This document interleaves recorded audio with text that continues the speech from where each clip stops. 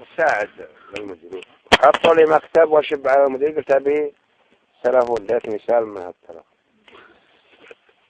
قال المدير ما يخالف أبو عبد، بس الترم هذا نبي منك حاجة واحدة. قلت وش؟ قال نبي منك توحيد فوق خامس الدرس 5 حصص. قلت ما هي مشكلة. المهم جابوا التلفون، وش بكم؟ أنا مدرسين أصليبهم الظهر في المدرسة. هذا عندنا الكاتب اللي احنا حتى ولا مختبرين الطلاب موزعين الإشعارات ما لنا يومين. إشعارات الطلاب بتخلصها. هذا غير الكاتب اللي طلع الإشعارات ملعون جدا، يقلد سوريا 100%. ولا هو مكتبه مع المدير، هو المدير والوكلاء الاثنين ومعه مدرسين ثاني. ويجي الجواد قال أبو عبد الرحمن تو مركب التلفون، ايش رايكم الرقص؟ الرقص؟ قال ايش رايك الرقص؟ قال المدير عندك يا ويحط التلفون على السبيكر يعني هم يسمعون. وانا يا غافل لك تو التلفون جديد احتله يرد تو رد ماشينا. الو الاستاذ حامد المغامس ولا الصوت. هلا كيف حالك حبيبي؟ لا انا حبيبها مرة واحدة. هلا والله كيف حالك؟ قالت الحقيقة يا استاذ حامد انا حبيت صالحك. ليش؟ اول ذقل. قالت انا الحقيقة قلبي حبك. شلون قلبك حبني؟ تعرفين هاي قلت له انت بصاحب الجيب الاخضر كان معي جيب قلبه سفاري. قلت لا انا قالت ما عرفتني؟ قلت لا والله ما. قالت انا ام البراء ولد اضخم من عندنا فخام سوري يقلب بالطير من يوم قالت انا ام البراء تطلع صورة ولدها في الافق. قلت انا مثل ولدها قلت اهلا ام البراء. قالت الحقيقة انا قلبي حبك، شفتك 4 مرات وما قدرت اتحمل، حبيت اصارحك بالحب. يا بديت اخو. قلت ابي الصراحة، قلت انا احب السوريان. لا من خنبق خش تجيب لي دبلة تكتب اسمي وعليها وانا بجيب لها قلب اكتبها الى حد الان ولا مرة زين. بدي خلنا في العمل. احنا موزعين اشعارات من يومين. قالت يا استاذ حمد خلاص تبادلنا الحب شبكنا معنا. قالت يا استاذ حمد البراء كم واخذ عندك في التوحيد والفقه؟ قلت والله ما ادري والله لك شغل ودور. قلت والله ناخذ التوحيد 10 من 15 والتوحيد من 9 من 5. لكن تعرف يا استاذ حمد انه ينافس على المركز الاول وما ادري ايش. قلت كرمال عيونك 15 من 15 التوحيد.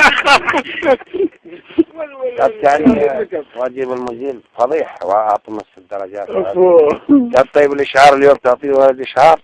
هذا هو اللي يطلع الاشعارات اللي يقلد. والله عاد الاشعار انا ما ادري لان تعرف اللي على الكمبيوتر حيوان. انا يا العم جابه المدير ولد عمه واسمعون كله. قلت لي هو مش كويس؟ قلت لا هذا قدام جرد النوايا لكن ما عليك بيطلع اشعار وحمار. قلت يعني خلاص قلت ابغى اتفاهم مع الحيوان ما عليك ولد بياخذ الشعار. قالت لي انا اتصل عليك بعد ربع ساعة. قلت بعد ربع وادي كل ما معي ولا بحكه ولا شيء وادخل عليهم معي كشوفات. قلت يا استاذ حامد؟ قال نعم. البراء كم ناخذ عندك التوحيد والله؟ والله ما دق الجهاز قال ناخذ 10 9. يا اخي غلط انت تستعجلون في رصد الدرجات. ابو التوزيع مزعلان مولع. يوم نظرت شوفت ولا فعلا كلامي على الولد 15 انتم حاطين 9 عسير يا اخي شيء ذمه. قال المدير ابوه اللي جاء ولا امه؟ تركن لعلمك انا لا تكلمني وما نقصتها ويعين منها. قال انا قالت يا استاذ حامد دائما درجاتك فيها قشوطات ودائما وياش وكانت غثيت انا المهم تهاشم يا بتعدل غصب عليه. المهم شافنا المدير تهاشنا قال خلاص يا ابو عبد الرحمن روح تعال بعد نص ساعه ورجع. يا ما له يدق وش هذا شو صار؟ جاتنا حيوان ما عرف ما يطلع اليوم الولد الا الشعار معه. قالت المدير ما بيعارض؟ قلت هو يسمع المدير. لا مدير قلت هذا حمد المغامس اذا قرر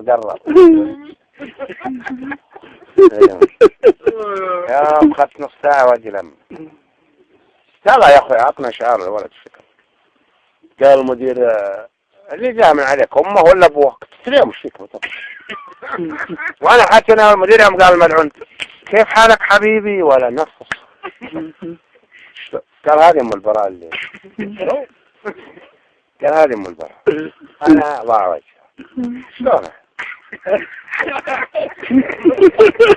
فضيحة وترجع خلاص واحد مسخط مع مسخط شلون يا حيوان أنت أم البراء اللي أنا كل يوم نتبادل الحب يا حمار تعرف عاد أنا ضاع وجهها الحين يا حيوان تعرفني شاعر الحب والغزل قلبي خضر ترقصني بواحد إن ولدها أجمل واحد في المدرسة ويا حياتي ويا حبيب قلبي أنا ما عمري حد قال يا حبيب قلبي لكن هذا رزق جاب على البراء خلك تأدب أنت ومديرك والله درجة إن عدلتها ما عاد ترجع أن تطبع إشعار هذا الحين جديد وأكسر جهاز قال المدير خلاص السؤال حطها إشعار طبعا الإشعار وأروح أعطيه الولد قلت خذها البراء وما جاب قلت لقينا عندك غلط في الدرجة تاخذ 15 استوعب يوم بكرة يجام علي أبوه أشكرك يا أستاذ حامد على دقتك ما درنا من البراجع يوم جاب الطلعة وأنا حدها أبل عنها برمغها مع كرسيدها وأنا حدها بالجيب حلمك قلت حلمي حاول الله يلعنك يا قلت شوف والله تحركت بالسيارة أقسم بالله لا أدعمك بالجيب ما تحول يا كلب خذ لك 60 لشطة بالعقال تأديبية وبعدين عشان الرجال قال قلت الآن أنا وش وجهي قدام الناس قبلوا قدامك شو منه قدام أول شيء قدام المدير شو وجه شايب مدرسين ومطوع المدرسة ترقصني بسوريا أنا تحت بالبراء قالت الحين أنت من خارج مني قلت أول شيء المدير قال المدير مرقصتها أما البراء قبلك والله قال عيل حرام ومتزوج عيل حرام نعم رقصت المدير قبلكم أعطيها رقم الجوال والله قال طيب والوكلة قال والوكلة والله أنا مرقصتهم واحد موعدها بالعويس والثاني بالطيبة لا قلت أجل الحق تهي الرحم يوم خدت لذا الأيام يلاقيني مدير في السيب فوق بتفلسة قال عبد الرحمن أخبار أم البراء قلت ما أعطيتها رقم الجوال يوم وأقبع أي سورية ولا حرمة تزهم إلى التلفون نعم